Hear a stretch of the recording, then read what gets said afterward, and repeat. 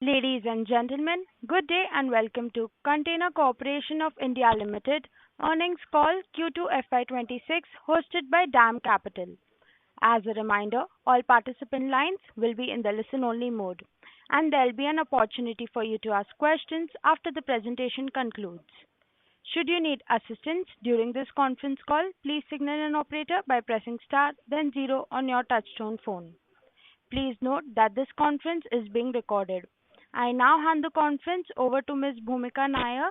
Thank you, and over to you, ma'am. Yeah, thanks. Good morning, everyone, and a warm welcome to the Q2 FY26 earnings call of Container Corporation of India. We have the management being represented by Mr. Sanjay Swarup, Chairman and Managing Director. At this point, I'll hand over the floor to him for his initial remarks, post which we'll open up the floor for Q&A. Thank you, and over to you, sir. Yeah, good morning, Bhumika. I am joined by my directors, Mr. Ajit Kumar Panda, Director Projects and Services, Mr. Mohammad Azhar Shams, Director Domestic Division, Mr. Vijay Kumar Singh, Director International Marketing and Operations, and Mr. Anurag Kapil, Director Finance, Mr. Harish Chandra, Principal Executive Director Finance and CFO of the company. I would like to make initial remarks and then we can proceed with question answers. At the outset, I am glad to announce the dividend approved by Board of Directors, rupees 2.60 on a share of par value rupees 5. That makes a total dividend this year of rupees 4.20, which is 84% of the par value of share. And the performance of the company in Q2 has been the ever highest throughput of 1.44 million TEUs, ever highest operating income, and ever highest PAT in the history of the company in any quarter. We have achieved throughput of 2.73 million TEUs in first half of FY26. Throughput growth has been 11% year-on-year basis, in which EXIM is 10.2%, domestic is 13%, and in the India's international trade also, merchandise trade has increased by 3% in first half of this financial year, and total export was $220.1 billion, which is 3% increase. Imports was $375.1 billion, which is 4.5% increase in the first half of this financial year. Domestic demand, throughput has been slightly less as per our expectations. The main reasons were the less demand in cement due to monsoon season, which is now picking up. Then gunny bales also there was less demand, and tiles traffic also there was less demand. Now demand is picked up and we are having good loading in domestic. Apart from that, tank container supply, we had given orders for 1,000 containers. We have already got 200 containers, and supply is now being smooth, and we will be getting good supply of tank containers, which will help us in ramp up our loading in domestic streams. Market share, there has been increase at JNPT 178 basis points and decrease at Mundra 261 basis points, increase at Pipavav 178 basis points. The good thing is that we have increased the market share at ports, and at the same time we have increased our margin also. So rail freight margin has increased from 26.17% to 27.80%. Operating margin has increased from 30.47% to 31.44%. So margin has also increased and market share has also increased. Growth in operating income for the first half is 2.7%. Growth in PAT is 1.3%, and this growth would have been more, but because of two reasons, it is slightly, not in conformity with the physical volume growth. First reason is the subdued demand in domestic streams for the first half of financial year, and second reason is the decrease in EXIM lead by 2.5% due to less demand in North India ICDs. Then there has been a good growth in double stack handling, almost 7.4% growth.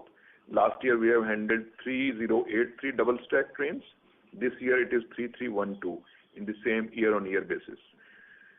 Then my operations team has performed excellently and they have planned the rakes in a rake movement and loading in a very nice manner, which has resulted in reduction in empty running of rakes and containers. EXIM, empty running is down by 18%. Domestic, it is down by 6.7%. So overall, it is 10.2% on year basis. We are quite optimistic of the demand in future, which is now driving the infrastructure additions also. In the first half, we have commissioned 21 rakes, new rakes, high-speed rakes, and which takes us total count to around 410 rakes. We have procured 3,000 containers, which takes our total count to around 56,000 containers fleet for Concor. CapEx, we have already spent rupees 420.35 crores as against a budget of rupees 860 crores. Board of Directors have deliberated, and most probably we will be increasing the budget because we have to increase more infrastructure spending. Target for infrastructure for 2028 remains the same: 100 terminals, 500 plus rakes, and 70,000 containers for Concor. In EXIM, we are experiencing excellent growth, which is likely to continue. WDFC connectivity to JNPT is likely by March 2026. Initially, it was December 2025, but it has been pushed by some months. Export growth for the first half is very good in rice, almost 41% growth, auto parts 18% growth, meat, that is buffalo meat, reefer, which goes in reefer containers, we have seen 18% growth, and aluminum ingots 13% growth. Imports growth is quite good. In solar panel, there is a glass item, which is a component in solar panel. We have seen a 5 times growth in imports in this particular commodity. Raw cotton, we have seen 100% growth, and auto parts, we have seen 46% growth in first part of financial year. We have commenced new EXIM reefer road cum rail service from our ICD at Baddi to Mundra Port via Dadri. DPD movements will get a further boost, which will increase our volumes, and we have come up with a new liberalized policy of DPD, which will further bring us more business and more revenue. DPE movement from our terminal at Khemli has also grown manifold. Last year it was nil. This year till now we have moved 275 TEUs from Khemli to Mundra Port. Growth in imports has also been quite good at all the ports. JNPT 17.5% growth, Mundra 2%, and Chennai port 15%, Visakhapatnam port around 6% growth is there. In domestic, we have achieved a big breakthrough by signing MOUs with 2 giants in cement sector. First is Ultratech Cement and second is Adani Cement for movement of bulk cement in tank containers. So this will be a very big driver of domestic streams in the coming months. Gunny bales and cement demand are showing very good growth signs from Q3 onwards. Concor has been an integral part of new initiatives of end-to-end logistics launched by Indian Railways. 3 initiatives have been launched by Honorable Minister of Railways, for which Concor is an integral part. First is the assured transit time train from Delhi to Kolkata, which is being well patronized by trade, and it is moving to it is almost 80% occupancy is there, and by this month end we will have 100% occupancy of this assured transit time. This is a big hit with the trade. Second is management of Sonic Goods Shed in Lucknow division. We are developing this goods shed into an integrated logistics hub, which will be a new line of business for the company. This has been given on pilot basis by Indian Railways to Concor for 4 years, and we will be demonstrating the positive impact of this move, and Indian Railways is quite inclined to give us more goods shed to Concor for developing into integrated logistics hub, where we will be giving warehousing and logistics solutions to customers, and this is a very big step for end-to-end logistics by Indian Railways. And third, the parcel service from Mumbai to Kolkata, in which we are giving first mile, last mile solutions also. This is again a very big hit with the trade, and mind you, these businesses are very high margin businesses, which will be very keenly watched by all the investors in the coming months. Then guidance, I would like to keep them unchanged at 13%, EXIM 10%, domestic 20%. We are quite optimistic and positive that we will achieve this guidance. Lastly, I will like to tell all the investors that we are securing the future of the company in a very nice way for long-term business growth. First is we have signed MOU with Vadhavan Port, where they have appointed us common rail operator on nomination basis. We will be designing the rail yard, managing the rail yard, everything rail operations at new Vadhavan Port, which is coming on north of JNPT, and it will be on DFC. It's a port of the future, which will be commissioned by 2030. Concor has become an integral part of Vadhavan Port by signing this MOU. Second, we have signed MOU with the Bhavnagar Port Private Limited. We will be operating the container terminals at Bhavnagar Port, which is again a port of the future. It is the nearest port for NCR area and very well connected by rail. Third is we have made serious forays into shipping sector now. Our containers have crossed the shores of India. They are moving into Middle East. We have signed an MOU with a Dubai-based company. Already 200 containers have gone to Middle East, and most of them have come back loaded. So we are getting both way loaded direction, loaded traffic, which is a very big boost to our business. We are in talks with some companies in Far East, and we will be very soon starting our Far East services also. This is also a very high margin business. We are getting more than 30% margin on every container. So this will be also a growth area as far as our top line and bottom line are concerned. And in future, we hope that we will expand it exponentially. So this is the opening remark from my side. Now you can ask your questions, please. Thank you very much. We will now begin the question and answer session. Anyone who wishes to ask a question may press star and one on their touchtone telephone. If you wish to remove yourself from the question queue, you may press star and two. Participants are requested to use handsets while asking a question. Ladies and gentlemen, we will wait for a moment while the question queue assembles. The first question comes from the line of Disha from Ashika Institutional. Please go ahead. Hello. Hi, sir. Thank you for giving me the opportunity. You did mention a lot of initiatives and a lot of MOUs that would help fuel the growth of Concor for the future.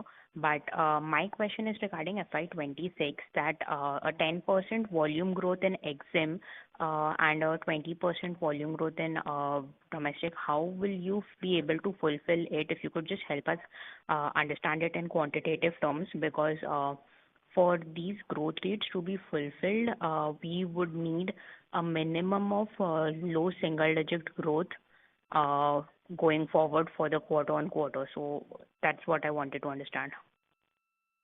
If you are observing it closely, in the first half of financial year, already we have achieved 10.2% growth in EXIM.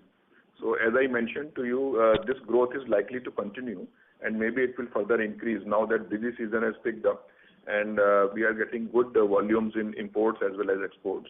So EXIM, I am quite optimistic that it may exceed my guidance also. I gave the guidance of 10%, already 10.2% we are achieving. I am hopeful we will exceed this guidance. As far as domestic is concerned, I gave the guidance of 20%, and in the first half we have achieved 13%.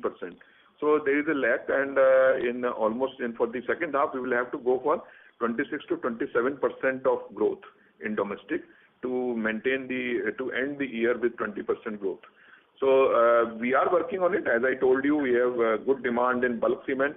We have signed MOUs with Ultratech Cement as well as Adani Cement, and then we are getting good demand in gunny bales. We have good demand in tiles traffic. So all these will be drivers for growth in domestic. So I am quite optimistic that we will be able to end the year with 20% growth in domestic also.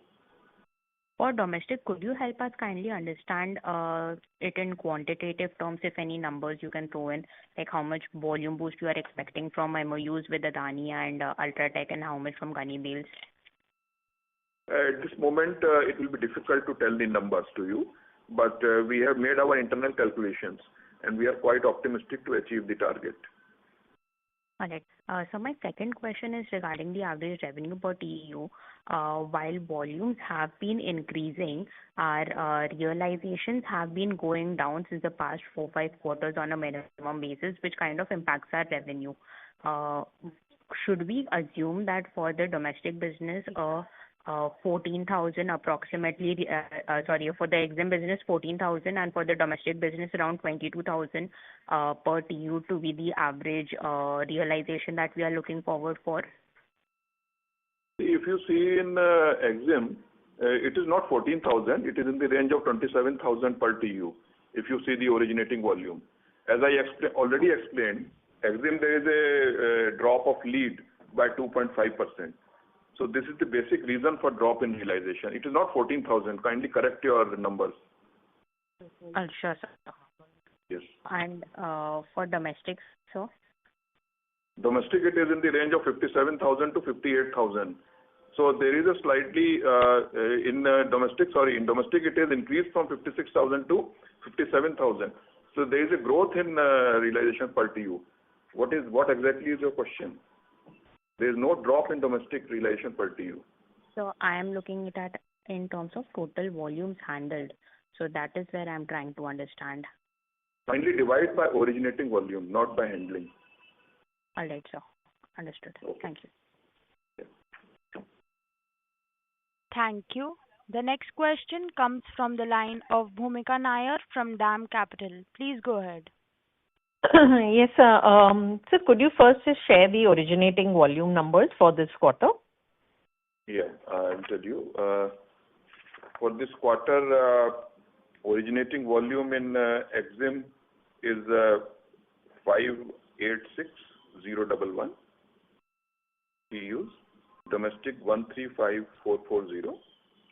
Total it is 721,451 TEUs. Okay. Sir, when you give your guidance for the 10% growth in EXIM and 20% in domestic, is that on handling or on originating basis? It is on handling. Okay. So how should we look at, because the profitability, everything is pretty much on the originating basis, how should we look at the originating volume growth for both these segments for the year? Normally, all of you are very seasoned people, so you already know that from handling, very easily you can derive originating. It is almost 65% of handling. Sure. Roughly, if you see ballpark, it is 65% of handling, originating. Okay. So So in terms... Yes, sir. Sir, in terms of EXIM, you did mention there's been some improvement in ports, etc. If you can talk about, how are you seeing the outlook in terms of the shipping lines and uptick in the volumes from both export-import perspective? And then within that, how is the rail coefficient also kind of playing out at all the three ports?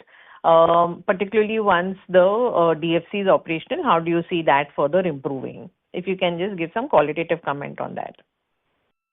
The rail coefficient is seeing an increase in all the three main container ports. JNPT also, it has increased from 15.68% to 15.83%. Mundra, it has increased from 23.82% to 24.9%. Pipavav, it has increased from 57.42% to 58.14%. So all the ports are showing a growth in rail coefficient.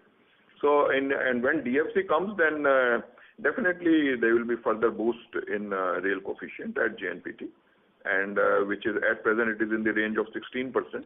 I am hoping that overnight, of course, that miracle will not happen. It will take at least 1 year time. It will double up in 1 year. I am quite sure of that. Right. And will that drive more double stacking and, more balance of trade in your opinion, which will help further in terms of the margin improvement, or do you think there will be enough competition from road and other operators which will restrict and will restrict the margin profile, and we may need to pass it on to the customers, the benefits of the efficiency improvements? You are right. Double stacking will further get a boost when DFC is connected to JNPT. And secondly, we will be able to run assured transit train also from NCR area to JNPT. Maybe in 24-25 hours, train will be reaching Nhava Sheva, which is at present constrained because of the line capacity in various sections. And this will give a very big boost. And in double stacking in the upper deck, normally it is light cargo is carried, and light cargo at present is economical to move by road. So when double stack comes, then upper deck we have to pay less haulage charges. So we will share the benefits. As I had mentioned earlier also, we don't sacrifice our margins.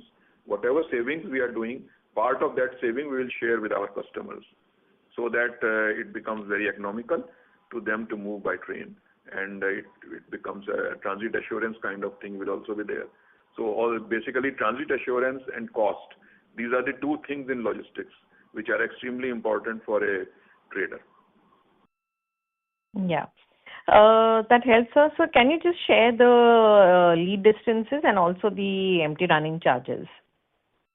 Yes, lead distances were 687 kilometers in EXIM and 1326 kilometers in domestic. Total it is 785 kilometers for this first half. I am telling you the figures for first half of this financial year. Okay. Similarly, empty running is for EXIM first half it is 52 crores, and domestic it is 132.53 crores. Total it is 184.53 crores. Last year it was EXIM 63.47 crores, domestic 142 crores, total 205.47 crores. Okay, sir. This helps. I'll come back in the question queue. Thank you so much.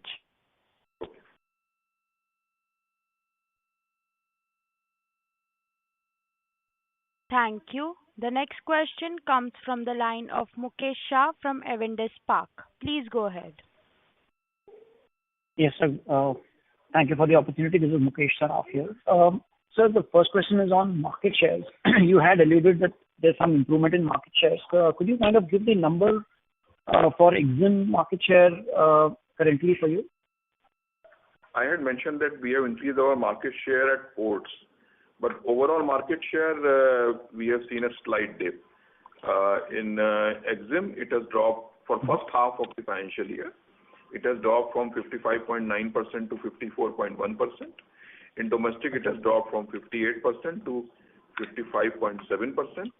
And total, it has dropped from 56.5% to 54.5%. Almost 200 basis points it has dropped in total.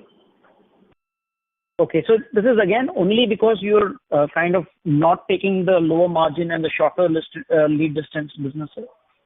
Or is there some competitive intensity change that we are seeing in terms of pricing or services offered by others? Basic reason is that we have consciously decided not to pick up low margins business and which are low lead also. And the second thing is there is a less demand in domestic. So now we are hoping to recover it. And then one more thing is that we were actually one commodity waste paper in North India, which is coming from Mundra port. That we had actually, our competitors had given some competitive rates, and it has moved from us. That is the reason for decrease in market share at Mundra. So now we have done our work and we have offered good rates to customers, and it is likely to come back to us now. Got it. And in one of the comments you had mentioned about this assured transit trains that you'll start to Nhava Sheva, obviously once DFC connectivity comes. But currently, are you not doing this already for, say, Mundra or Pipavav ports from NCR? Because a large part of that is already connected on the DFC. Yes, of course we are doing for Mundra port. In my earlier conference calls, I have already told you it is a very big hit. Freight express trains from our mega MMLP at Dadri. We are running trains to Mundra port, and which has helped us to ship lot of cargo from road to rail. Sir, any sense you can give us, maybe just approximately what proportion of volumes we are moving on these assured timetable kind of trains in this route, just to kind of help us understand, how much more improvement can come once you start offering more of this service. You mean shift in volume from road to rail? That is almost 12 to 15% shift is there in from road to rail. Okay, but you'll also, you'll also be offering the non-assured services right now, sir, on this route, the non-timetable. That numbers I don't have with me right now. Okay. I can give you later on here. Understood. All right, sir. Thank you. I'll get back to you. Thank you. A reminder to all the participants that you may press star and one to ask a question. The next question comes from the line of Achal from Nuvama. Please go ahead. Good morning, sir. Thank you for the opportunity. Sir, if you could give us some sense about the opportunity size for the bulk cement. I'm not seeking for the volume guidance on that, but just an opportunity, how large is this?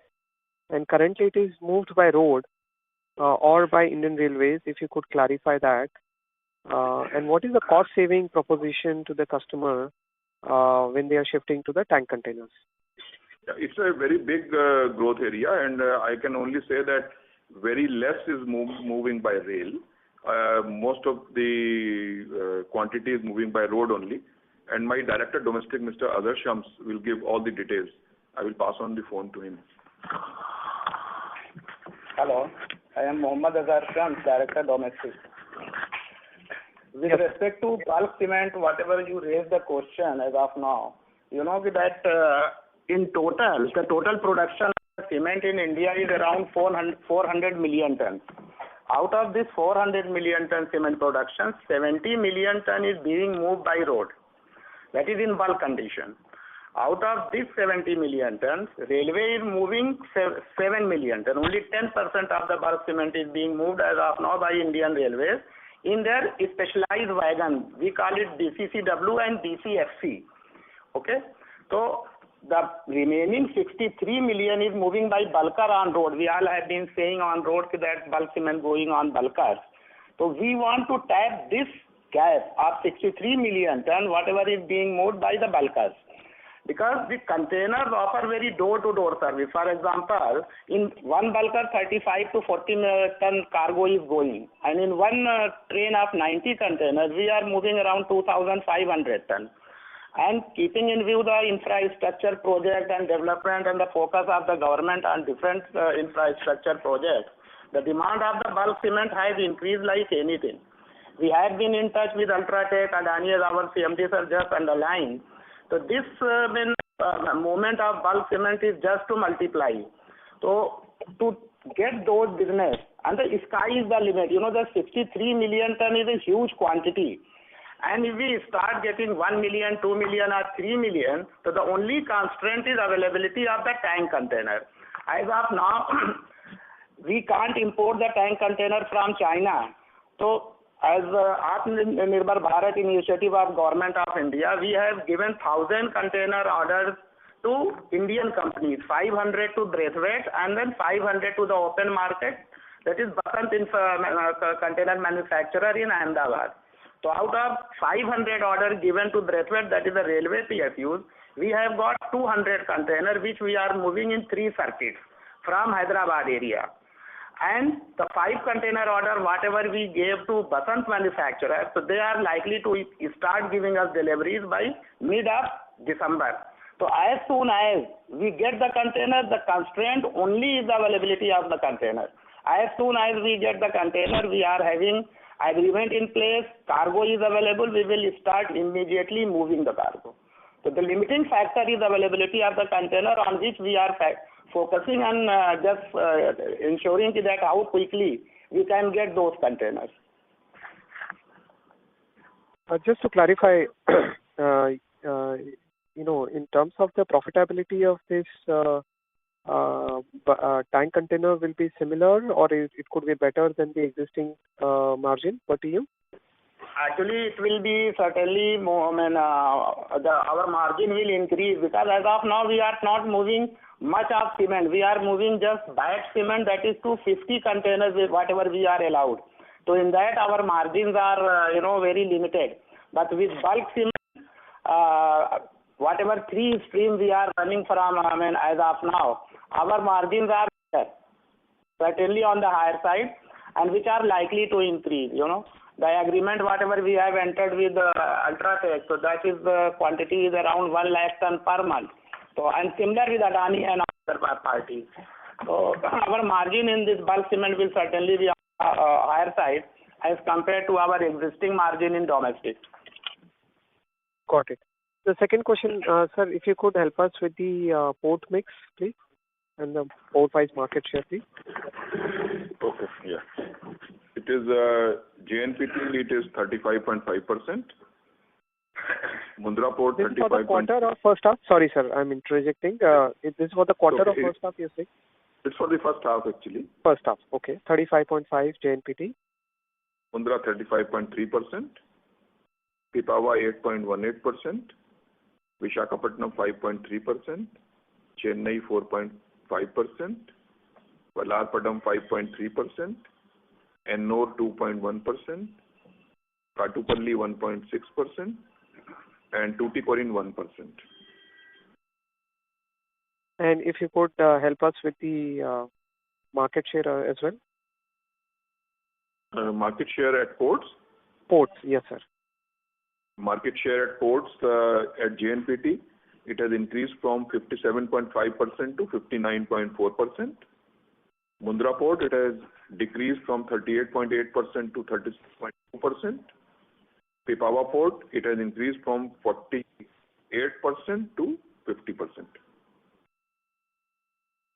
So 2 out of these 3 large ports have seen a market share expansion, yet you said the market share has actually come off. If you could clarify? See, that's okay. 2 have shown increase, but Mundra Port we are down. Mundra Port is a major contributor. Almost you have seen 1/3 of our volumes are through Mundra Port. Mundra Port, our market share has come down. And at other places also, JNPT, there is a growth in market share, but we could have managed more because of the low margin things we are not. So all these have contributed in slight dip in market share for us in Exim.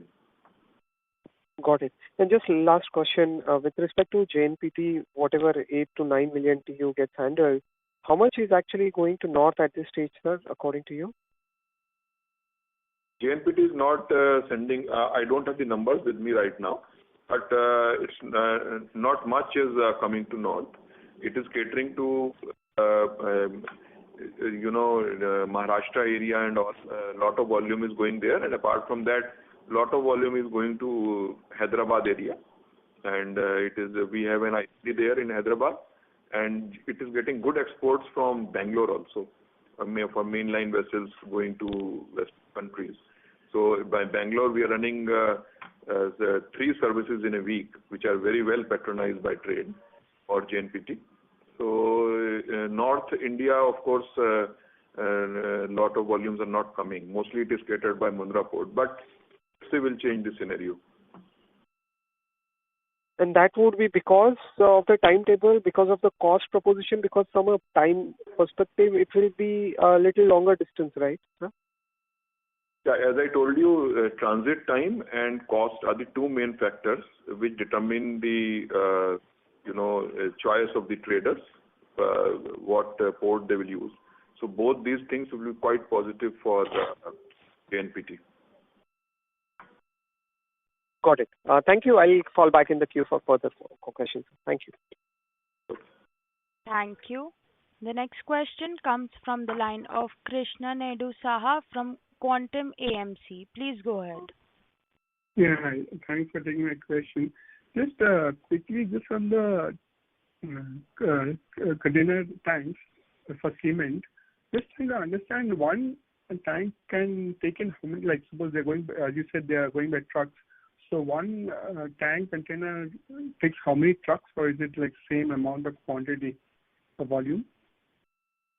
One tank container can have 31 tons of cargo. Truck mein kitna aata hai? 35. Truck can carry 35. Same to same. Just a clarification. And just to understand on the rail freight. Just 1 minute. So actually the USP of tank container is these are limited base, and these can directly go to the project site and then yes. RMC plant. It is not the case with the bulker, whatever the bulk cement is being moved in those kind of arrangement. Okay, so that is the hit. Because USP, it is very handy. You can take the tank container to whatever place you want. Suppose 31 ton cement is there. So you can upload 15 ton at one location, 10 ton at other locations. And then similarly, you can serve the industry or the project. This is not the flexibility with respect to bulkers. And one more point which I would like to underline is that in containers we are giving free time and they can around 20 to 30 days. And cement manufacturers can store or remain, they will keep their cement in tank containers for 20 to 30 days. So that saves the unloading and then warehousing kind of an arrangement. So this is again a very big plus. This is a very big plus because it eliminates the requirement of secondary warehousing by the consumer. So he can use container as warehouse, and as Director Domestic has explained, after a free time we charge very nominal rate from the customer, and he can use like suppose 31 ton cargo is there, he wants to use 15 ton today, and he wants to use rest of the cargo after 15 days. He can keep the container with him and pay the nominal charges to us. So this will eliminate the, otherwise he will have to hire another warehouse to keep the cargo. Right. So that way it is very beneficial, and traders and customers are very happy with this kind of arrangement. I see. And in spite of getting 30 days, 20 days free time, we are still above the company margins for this business. Yeah, that we have, that care we have taken. It will be good margins for the company. And on this, this cement tankers are not fungible. They can only be used for cement. That's the understanding, right? Just from my knowledge. They can use fly ash can also be transmitted. Food can be kar sakte hain. हाँ बोला. No. Actually, with these cement tank containers, we have experimented with fly ash also, and we have experimented with alumina powder also. So our focus is if first move the cement, and certainly we will try to get both way traffic, either alumina powder or fly ash. As well, there is a great demand of fly ash in the cement industry. Yeah. Okay, so the whole value chain. Yeah, right. Thanks. That's for clarification. Just on the rail freight, if I might ask, from my knowledge, this is the first quarter, if I divide it by the handling volume, it's just basic mathematics, it is 8,700 roughly. This is the lowest I've seen in the last quarters and going back to the years. So with double stacking coming in and things getting better for us, how do you see the rail freight per TEU moving for us? You can give some direction on that if it will helpful. And the LLF, do you think this is a rate, quarterly rate which is there, 110 crores is the rough rate per quarter? Will it stay out there, or it can improve or increase as we expand more? So just two on the cost side, please, if you can help me. Thank you. Now, I will suggest you use the originating volumes and not the handling volumes. Yeah. They are not the proper indicator. So, for your kind information, rail freight margin, in fact, has increased year on year. For the first half of last financial year, it was 26.17%, and now it has become 27.80%. So there has been a good increase in rail freight margin on year basis. Now, what was your second question? No, my first question on the handling. Rail freight with the cost, the haulage cost. So the haulage cost where I saw is on the lowest side. So you clarified you should divide the originating volume. I will do originating, that. Yes. And the second question on the LLF, which is running at 110 crores per month. Is that the number I can take for the next 2-3 years, or you should see some increasing the LLF also? The LLF, as you know, it is increasing 7% every year, and our LLF is in the range of 400 to 420 crores every year. So in this year also, you may be seeing an increase in LLF for this particular quarter from 66 crores to 105 crores. But if you see on yearly basis, every quarter 105 crores is quite an nominal figure, and our LLF payout is going to remain intact because every year we have to increase it by 7%, but at the same time we are surrendering some terminals not by losing any business, but we are coming up with our terminals at those locations So we are surrendering the railway land. Like suppose, for example, in Jodhpur we have a terminal at Bhagat Ki Koti, and we are coming up with another terminal at Salawas. We have purchased the land from state government, and we are going to start in this financial year only. Then we will be bringing double stack trains at our present terminal, which is on railway land. We cannot bring double stack trains. So in the new terminal at Salawas, we will be bringing double stack trains also. This will bring further boost to our business. So as soon as we commission the Salawas and traffic is started, we will surrender the railway terminal. So that will be saving for us. But 7% growth already also there. Yes. So net it will be in the same range only, it will remain. Okay. Thank you very much for your time. Thank you, sir. Okay. Thank you. A reminder to all the participants that you may press star and one to ask a question. The next question comes from the line of Jainam Shah from Equirus Securities. Please go ahead. Thank you for the opportunity, sir. Sir, just one question from my side. When I look at the depreciation number for this particular quarter, it has gone down. Of course, there has been some impact of the LNG truck useful life. We have increased from 8 to 15 years. Other than that, is there any one-off or anything in this quarter, or is this the normal run rate we can take into account? Because our capex is already there, then why it would have reduced? Depreciation. My CFO, I will request him to take this question. You have rightly said, depreciation, we have changed the rate for LNG trucks, which has some impact in this quarter. And in the last quarter, there was, some capitalization which was done retrospectively for one of our DR site, which was commissioned. So there was some little depreciation on that account. That's why last quarter it was higher. Now it is balanced in this quarter. So that's why you can see in the first quarter there is a little higher depreciation which is appearing. Got it. So thank you so much. That's it. Thank you. The next question comes from the line of Kondenya from Jefferies Group. Please go ahead. Yeah, hi sir. Thanks for the opportunity. So a strategy question and a couple of bookkeeping questions. So first thing, if you were to look at it from a company strategy standpoint, I don't know, we understand that the competitive interest obviously is rising. So would your preference be for volumes vis-a-vis margins? What will be your first priority, if I may understand your thought process on that, please? As I already explained in the earlier calls also, we will increase volumes. At the same time, we will not sacrifice our margins. So that is the company's strategy for so many years, and it will continue. And whatever savings we receive, we get, that we will share with our customers. So I demonstrated in my opening address also, that we have increased our share at the ports without sacrificing our margins. In fact, our margins have also increased. So our share is also increasing, margin is also increasing. So that will be the strategy of the company, which will remain in future. Okay, fine, sir. Okay, then a couple of other questions, sir. Firstly, if I look at the empty running cost item specific to the quarter, the domestic seems to have run ahead of the volume growth. What is happening here? If you can help us understand a bit better there, please. Yeah, domestic empty running has also come down. What is exactly your question? I am not able to understand.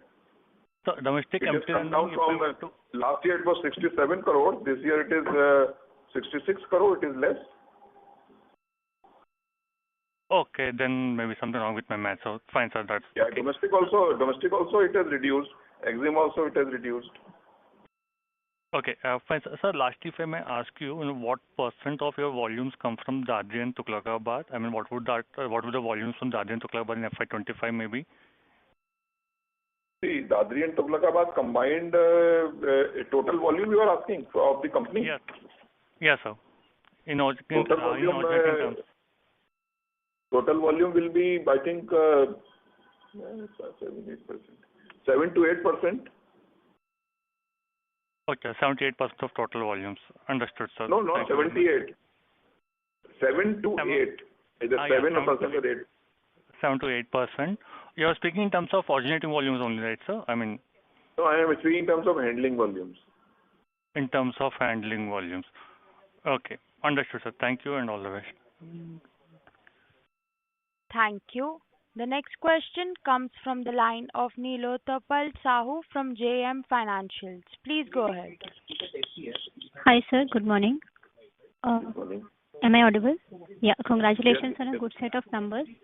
I wanted to check on the profitability levels, especially on the EXIM front, have been quite good this quarter. The rail freight margin also, we have seen a significant improvement. So wanted to understand what is driving this thing, and is it like sustainable for the year, and probably if you could give an outlook for the medium term? See, in EXIM, as I told you, my operations team has done a very good job, and they have planned the movement in such a manner that empty running is minimized, and there is a saving of around 18% year on year for the first half of the financial year in EXIM itself. So 18% saving is a huge saving, and double stack has also helped us. Our double stack has grown by 7.4% in the first half. So I should say better planning by our team has resulted in very good margins in EXIM. All right, sir. Thank you.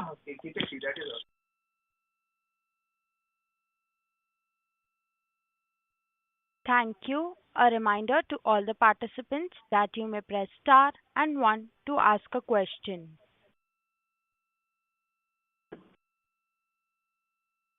A reminder to all the participants that you may press star and one to ask a question.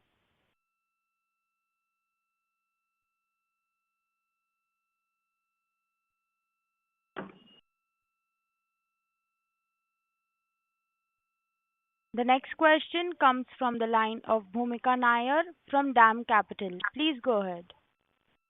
Yes, sir. Sir, just wanted to ask on this double stack. If I see our double stack numbers are broadly now kind of, stabilizing around that 1,500 to 1,800 rigs on a quarterly basis. Is it that as of now we've kind of reached the peak capabilities or abilities to kind of double stack given the market environment, and now the next improvement in double stack will only happen once the DFC is operational or better improvement in infrastructure per se? Yeah, you are absolutely right. Next growth in quantum jump in double stack will come when DFC is connected to JNPT. As far as Mundra is concerned, you can say that growth will be like this only, and not much growth we can expect now in double stack till the JNPT is connected to DFC. You are absolutely right.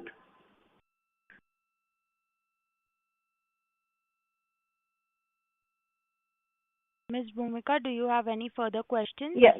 Sorry, I was on mute. So between export and import, how is the trends in terms of the outlook? Is it more balanced, or are you seeing imbalance continuing in terms of the outlook per se? If you see on pan-India basis, I should say it is almost balanced. But for our key ports like JNPT, Mundra, Pipavav, which is bulk of our volumes? See, Mundra is always export heavy, and Pipavav it is almost balanced, and Nhava Sheva is import heavy.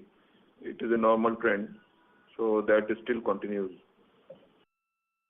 Okay. And in domestic, as we do more of these bulk containers for cement, etc., will the empty running tend to see an increase out here because of that, because of the imbalance? The empty running also will be there, you are right, but we are trying, as Director Domestic already explained, we are trying to get business on empty direction also, because apart from cement, we are examining other products like fly ash and alumina. And if we are able to tap that, then we will bring down the empty running. And in empty direction, railway gives us some discount also. We are availing of that facility. Okay, sir, I'll come back in the question queue. Thank you so much. Okay. Thank you. The next question comes from the line of Sumit Kishore from Axis Capital. Please go ahead. Good afternoon, sir. In your opening remarks, you had mentioned medium-term growth focus areas of your shipping sector foray, You mentioned the Bhavnagar container terminal.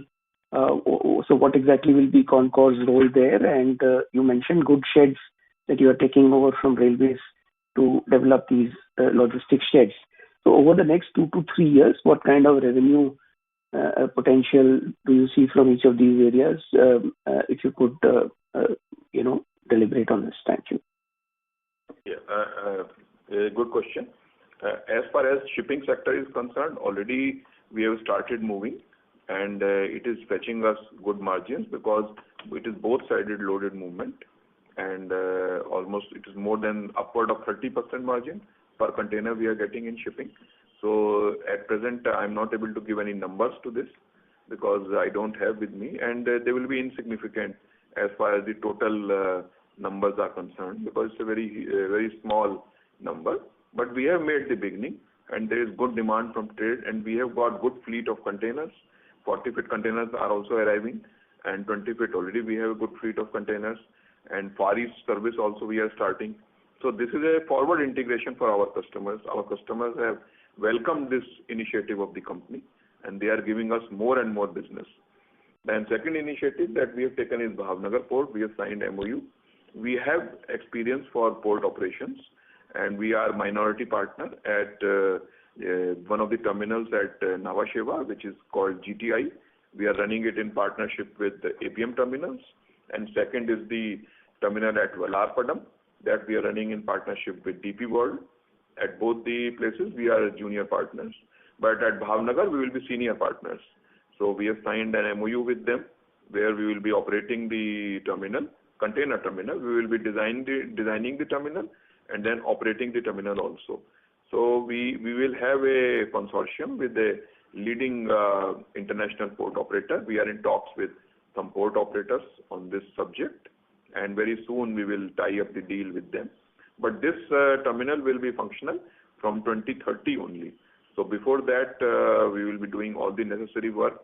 We will be placing the cranes and all, and rail line will be laid. So all these will be ready, and 2030 this port will start functioning. Third is the goods shed initiative.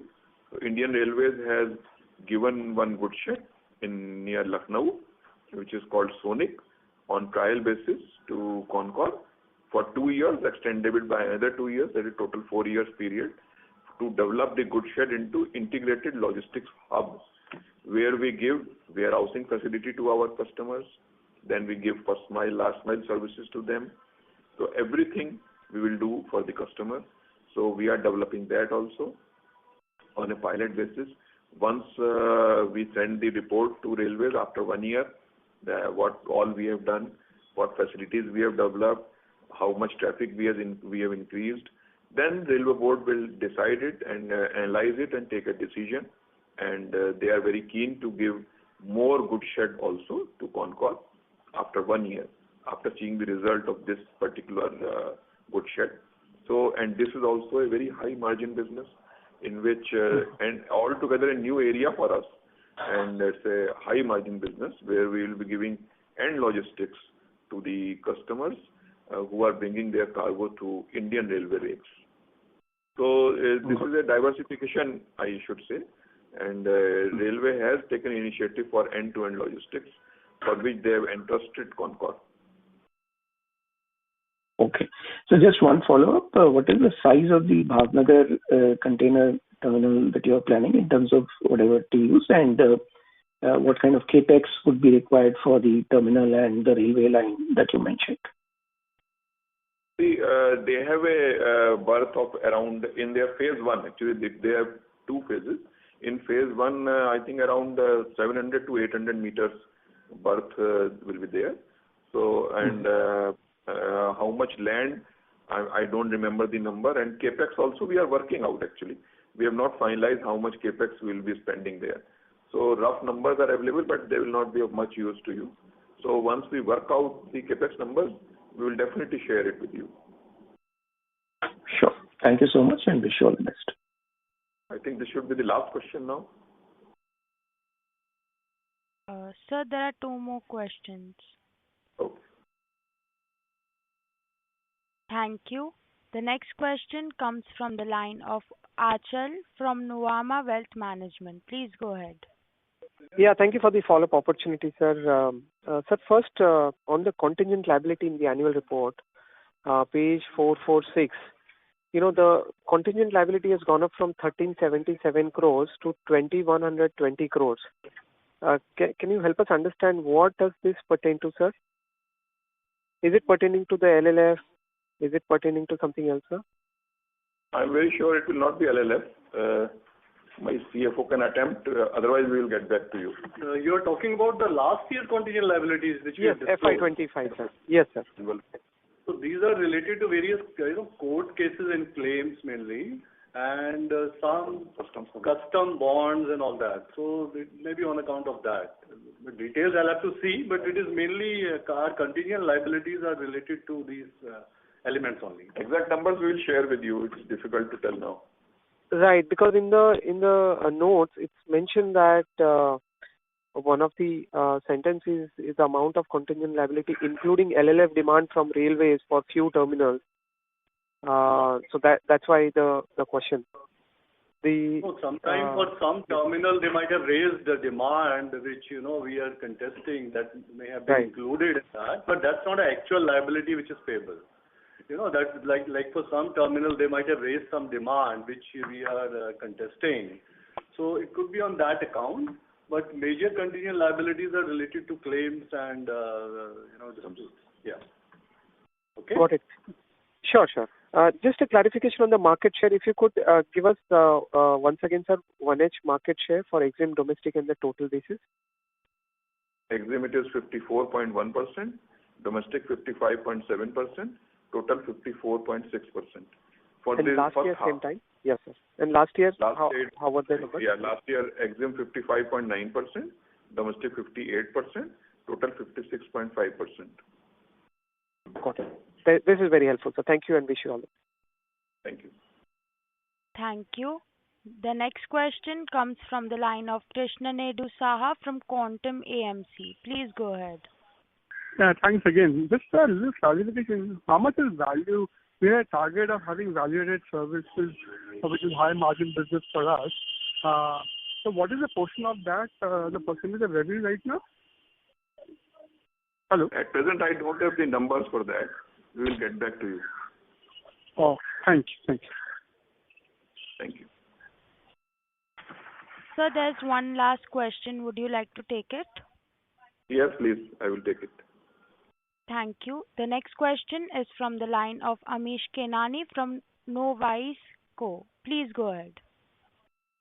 Yeah. Hi, sir. Sir, the same question that you had answered for the Bhavnagar. I had a question on this Vadhavan port. It's a very, very large port that is emerging out of Maharashtra, and JNPT is the operator. Whatever little we understand, if you can give us some sense of both Bhavnagar and Vadhavan port put together. Beyond 230, it's a very long, short, vision, horizon. But both these put together, does it, change the trajectory of our long-term growth, sir? Normally we have the double-digit growth aspiration. These two ports put together, does it increase our long-term growth potential?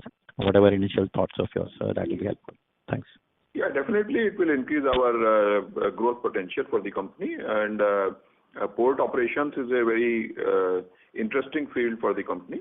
And Vadhavan port, as you know, it is the port of the future, designed for around 24 million TEUs handling. And we will be bidding for terminals also. Very soon bids will come out when they will be, going for bids for terminal operations.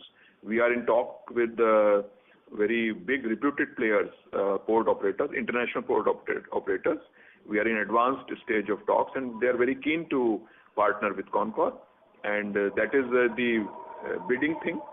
As far as the common rail operator, for which we have already signed MOU with Vadhavan port, that is a common rail operator. They have given on nomination to Concor. They have not invited any bids for that. They thought Concor is a big player in rail-based logistics, so they have chosen Concor and given it to us. So for that, we will be designing the railway yard for Vadhavan port, which will be for receipt and dispatch of trains. Then we will be, after the design and commissioning, we will be executing, we will be operating the rail yard also, and which will be responsible for removal and placement of rakes, various rakes for Vadhavan port. So that will be a very big business for, actually, it's a futuristic port, modern port, and 2030 is not very far. Already 2026 is going to start. So we are ready to take up these challenges. These are the challenges, and they are the, bright spots for the company for the future. Company has got a great future, I should say, and all these initiatives will help us to propel our revenues. And we are in logistics sector, not only confined to rail-based container logistics. This is demonstrated amply by giving good shared operations also to us by Indian Railways, port operations we are going, shipping also we are going. So we are not confined to one particular stream of business.